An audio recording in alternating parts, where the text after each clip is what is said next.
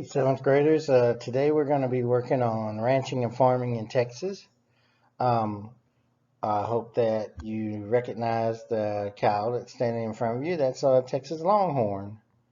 We're going to begin our Texas ranching experience with the Spanish cattle ranching. Uh, the early Spaniards brought about 25,000 head of cattle to Texas for the missions in Goliad. These cattle were not your average cows. They were tawny and tough, and they could survive on the underbrush of South Texas. The Spanish pioneered the cattle drive, the working of cattle, and they were called vaqueros. Some of the things they pioneered was the saddle horn for a saddle, the rope, which we call lariat, and the chaps that we wear to go through the thick brush of South Texas. And of course, the Spanish ranch was called a ranchero. Before the Civil War and after the Mexican War, two people that came down to Texas were Richard King and Mifflin Kennedy. The two of them bought a steamship service in South Texas, which helped transport the cattle. And eventually, Richard King bought the Santa Gertrudis land grant, which was a Spanish land grant, which included 75,000 acres of land.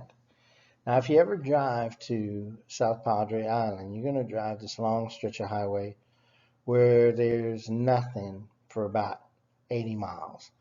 And that's part of the Kennedy Ranch that still exists today. Now, where these cattle were shipped to, well, they were shipped basically to Louisiana. But for the most part, there were so many cattle.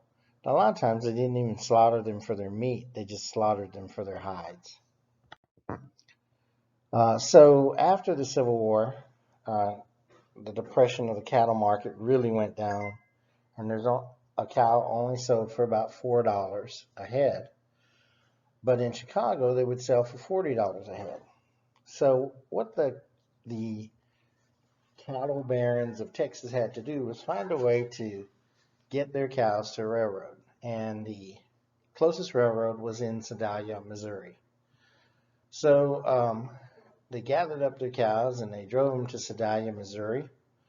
Just one problem: the farmers that lived in Missouri did not want the cattle going through their property. And the reason is these longhorns carried ticks. And the ticks carried something that was called Texas fever. Any horse or sheep that were bitten by these ticks died within a week. So they didn't want these cattle coming through their property.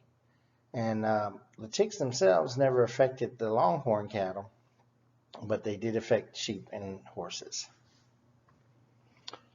So that's our little lesson for today. I want to remind you to please watch Carl Azus, and tomorrow I'll have a little quiz for you. Hopefully you'll respond to me on my email, and we can get the ball rolling for this fourth quarter. And I hope you have a good day.